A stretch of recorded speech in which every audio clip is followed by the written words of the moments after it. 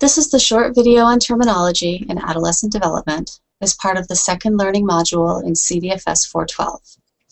The purpose of this clip is to explain the difference between the forms of the word adolescent, which students can sometimes find confusing. First, this word comes in two forms, and they cannot be used interchangeably. There's the form adolescent that ends with a T or a TS in the plural form.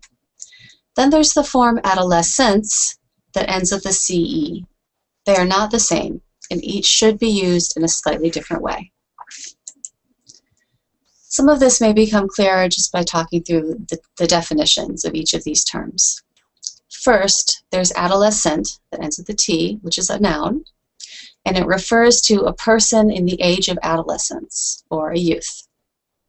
Then there's adolescence, the one with the CE ending, also a noun, which refers to the period following the onset of puberty, during which a young person develops from a child into an adult, or the condition or state of being adolescent. So adolescent, with the T or the TS ending, refers to the teenagers themselves.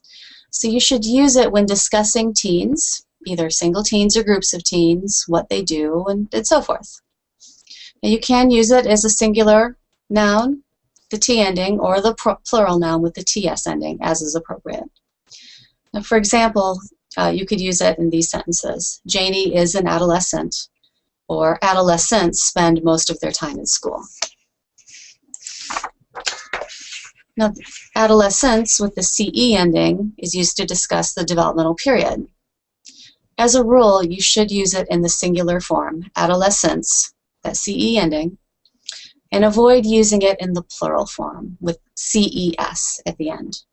Now, this is a real word. It refers to multiple adolescent experiences, or multiple, groups of people experiencing this developmental period.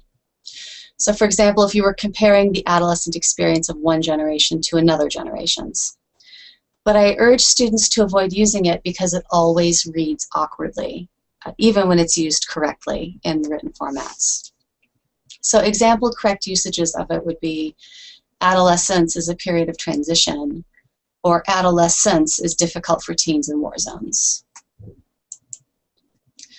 Now, in terms of how to use this information in class, please make every effort to use or to practice using the correct form as much as possible.